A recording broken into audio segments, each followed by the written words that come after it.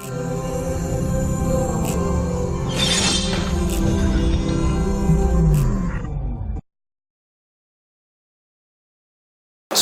علیکم ورحمۃ اللہ وبرکاتہ۔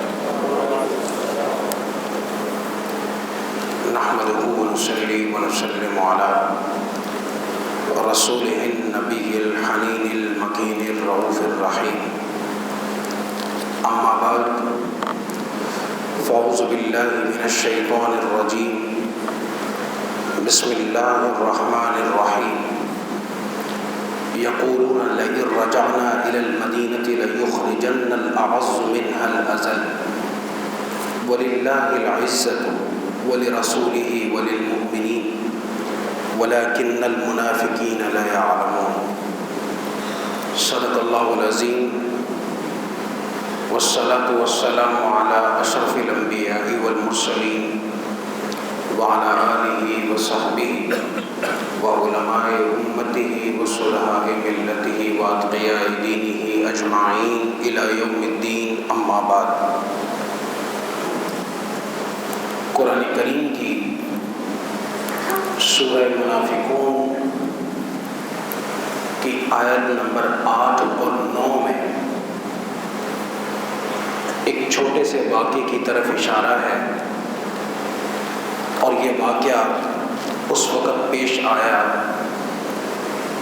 جب مسلمان غزوہ بنو مصطلق سے واپس آ رہے تھے۔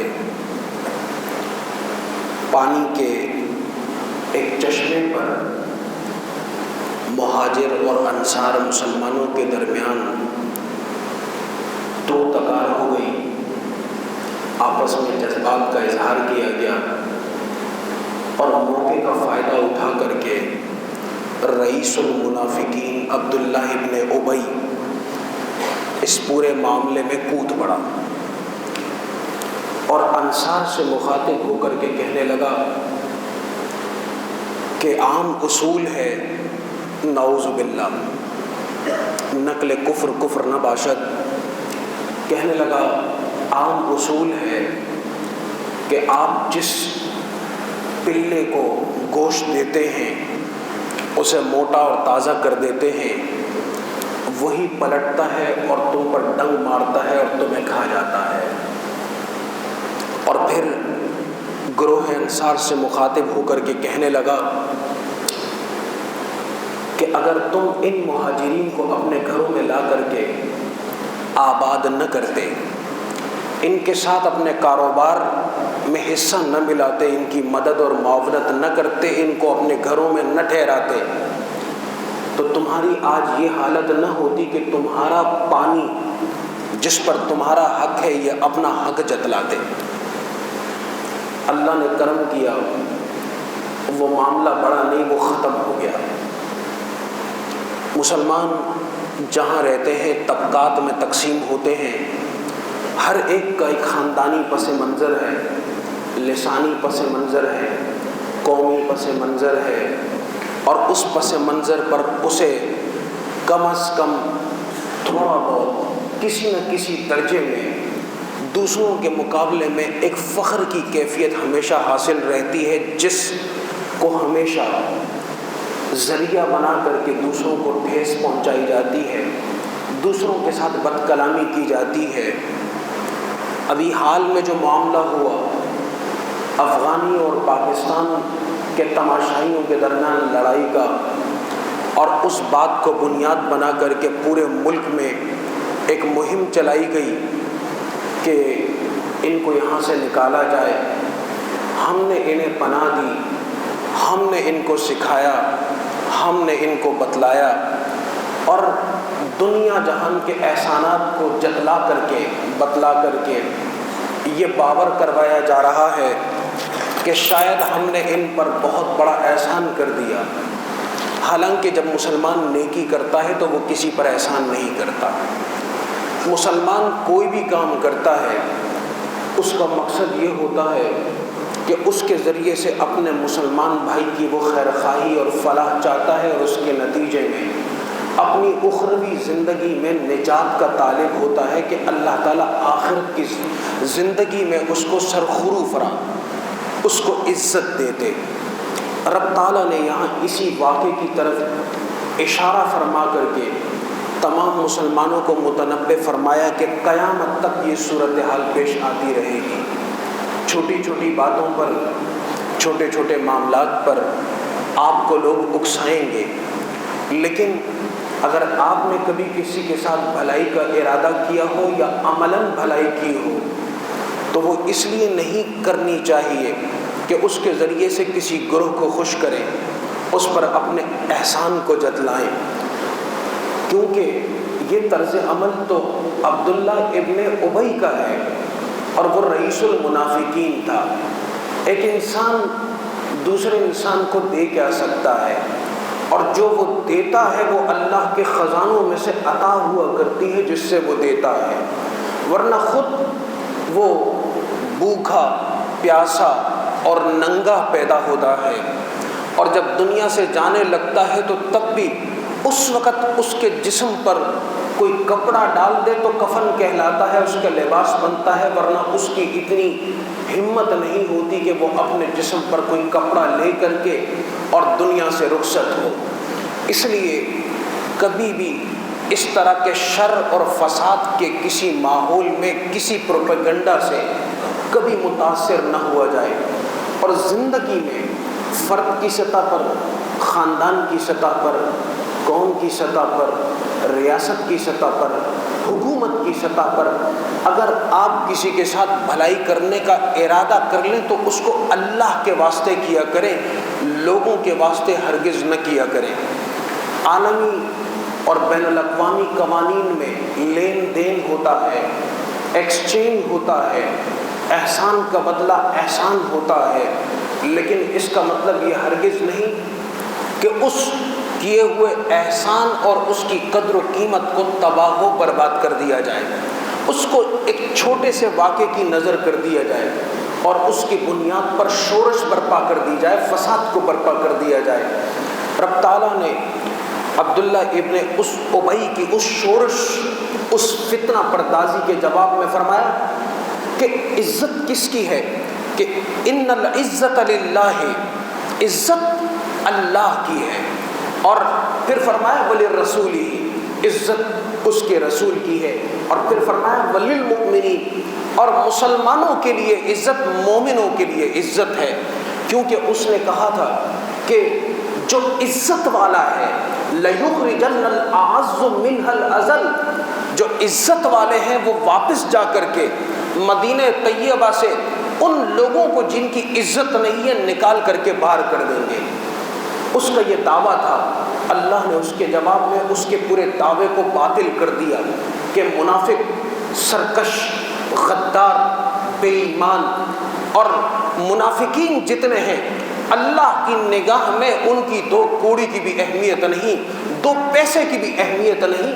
عزت کا منبع اللہ کی ذات ہے۔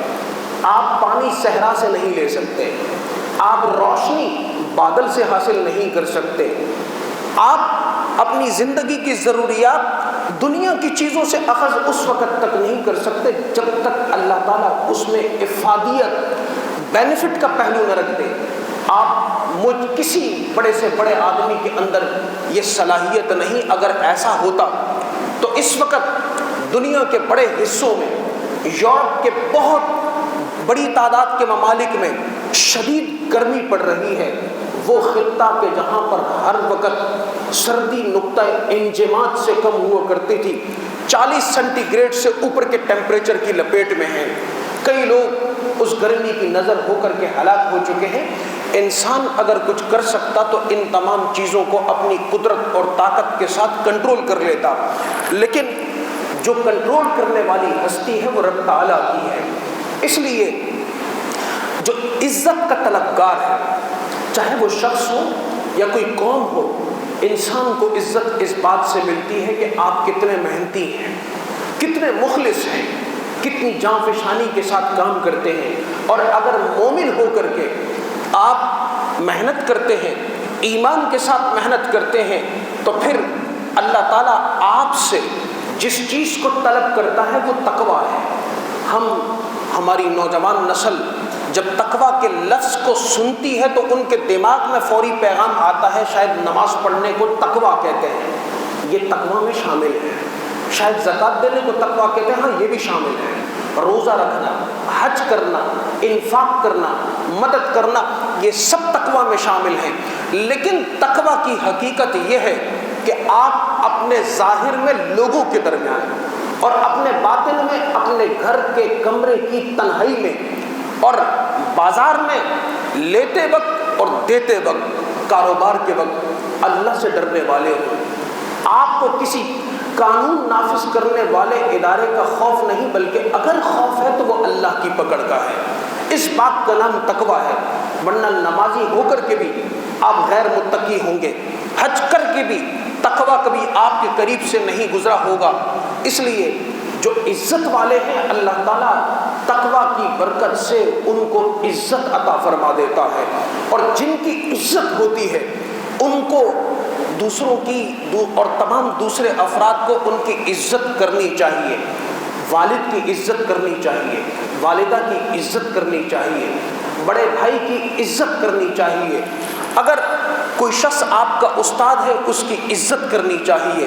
طبیب اگر واقعتاً مسیحا ہے، لوٹ مار نہیں کرتا، خلق خدا کو فائدہ دینے والا ہے، تو اس کا حق بنتا ہے کہ اس کی عزت کی جائے۔ اور اگر کوئی شخص لوگوں کو، خلق خدا کو، دین کو فائدہ پہنچانے والا ہے، یہ اس کا حق بنتا ہے کہ اس کی عزت کی جائے۔ کوئی شخص رسول اللہ صلی اللہ علیہ وسلم کے اس جائے نماز پر، مصلی پر اور آپ کی نیابت میں محراب و منبر کا وارث ہے، تو کیونکہ یہ جگہ مقدس ہے، یہ مقام مقدس ہے، تو وہ آپ کی عزت کا حقدار ہے۔ اور جب آپ اس کی عزت کرتے ہیں تو عربی میں کہا جاتا ہے ان تکرم تکرم، جب آپ عزت کرنے والے بنتے ہیں تو اللہ تعالیٰ اس کے بدلے میں خود آپ کو عزت عطا فرما دیتا ہے۔ آپ کسی کی بھی عزت کرتے ہیں تو اللہ تعالیٰ اس کے بدلے میں آپ کو عزتیں عطا فرما دیتا ہے۔ آپ ایک بار عزت کریں گے، اللہ تعالیٰ اس کے بدلے میں آپ کو 20 مرتبہ عزت عطا فرما دے گا۔ اور جو عزت والے ہوتے ہیں وہ خوددار ہوتے ہیں، ان کے اندر دنیاوی منفعت نہیں ہوتی۔ حضور علیہ الصلوۃ والسلام سے کسی نے پوچھا جی کہ جو لالچ ہے یہ کیا ہے؟ آپ نے فرمایا لالچ ذلت ہے۔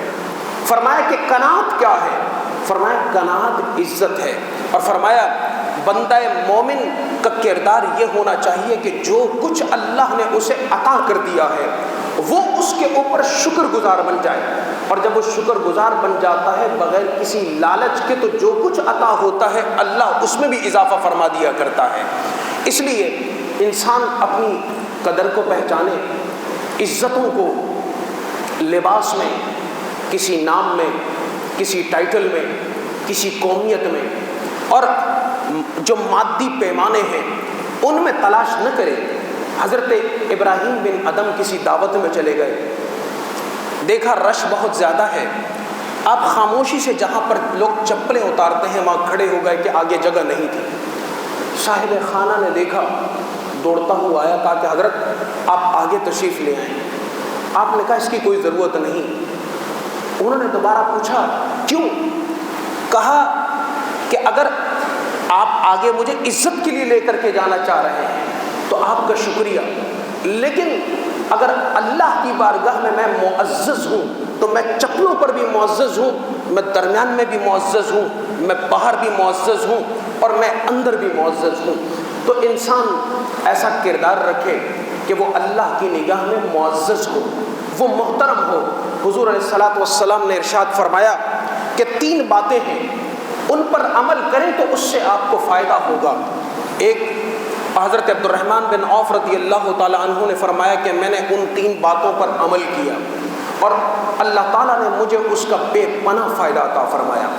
ایک بات آپ نے فرمایا صدقہ دیا کرو کثرت کے ساتھ کہ یہ مصیبتوں کو ٹال دیا کرتا ہے، اور پھر فرمایا کہ جب تمہیں قدرت ہو، تمہارے پاس طاقت ہو اور کسی سے تمہیں بدلہ لینا ہو تو اس وقت بدلہ لینے کے بجائے ان کو معاف کر دیا کرو۔ اور مسند امام احمد بن حنبل میں حضرت موسیٰ علیہ السلام کے حوالے سے آتا ہے کہ آپ بارگاہ خداوندی میں موجود ہیں کوہ طور پر، اور رب سے مخاطب ہیں، اور رب سے مخاطب ہو کر کے فرمایا اے باری تعالیٰ لوگ عزتوں کی بات کرتے ہیں، تیری بارگاہ میں عزت کس کو کہتے ہیں؟ رب تعالیٰ نے جواب دیا کہ من قدر غفر، جسے قدرت حاصل ہو جائے، طاقت حاصل ہو جائے کہ وہ اینٹ کے جواب میں پتھر مار سکے، ایک تھپڑ کے مقابلے میں 10 مار سکے، فرمایا کہ جب اسے قدرت حاصل ہو تو اس وقت اگر وہ معاف کر دے تو ایسا شخص میری بارگاہ میں معزز بن جایا کرتا ہے۔ تو کوشش کریں کہ مزاج میں نرمی ہو، یہ اکڑ پن، یہ تکبر، یہ ناز، یہ نخرہ، یہ دولت کا نشہ، یہ عہدوں کا نشہ، اقتدار کا نشہ، اللہ کے حضور اس کی کوئی اوقات نہیں۔ وہ اگر چاہے تو بندوں سے ان تمام چیزوں کو سلب کر لے۔ اللہ سبحانہ و تعالیٰ فرماتا ہے کہ مسلمان وہ ہوتا ہے جو وہ عزت طلب کرنے والا ہوتا ہے، لیکن وہ عزت صرف دنیا کی حد تک نہیں ہوتی، اور وہ صرف دنیا میں لوگوں کی زبان کی حد تک نہیں ہوتی۔ عزت والا مومن تو وہ شخص ہے جو اپنے لیے عزت کو اللہ کے حضور آخرت کی زندگی میں بھی طلب کرنے والا ہو۔ اور حضور علیہ الصلوۃ والسلام نے یہ تیسری بات ارشاد فرمائی کہ من صمت نجا، جو آدمی خاموش ہو گیا اس کو بھی اللہ تعالیٰ نے نجات دے دی، وہ بھی عزت پا گیا۔ امام شافعی فرماتے ہیں کہ وقت کا شہزادہ میرے پاس آیا، کہنے لگا لوگ باتیں کرتے ہیں اور بڑی بڑی باتیں کرتے ہیں، میں اور میں کرتے ہیں، میرا اور میرا کرتے ہیں، لیکن حضور علیہ الصلوۃ والسلام نے فرمایا من صمت نجا، جو خاموش ہو گیا وہ کامیاب ہو گیا۔ کہ یہ بات میری سمجھ میں نہیں آتی۔ امام شافعی رحمۃ اللہ تعالی علیہ فرماتے ہیں میں نے اس شہزادے کو لیا اور جنگل کی طرف روانہ ہو گیا، کہنے لگا کہ کہاں جا رہے ہیں؟ میں نے کہا شکار کرنے کے لیے، اور شکار ہم صرف طوطے کا کریں گے، طوطا ہم صرف اس کا شکار کریں گے۔ کہا ہم جنگل میں داخل ہوئے، جنگل میں گھومتے رہے، کوئی طوطا نظر نہیں آیا۔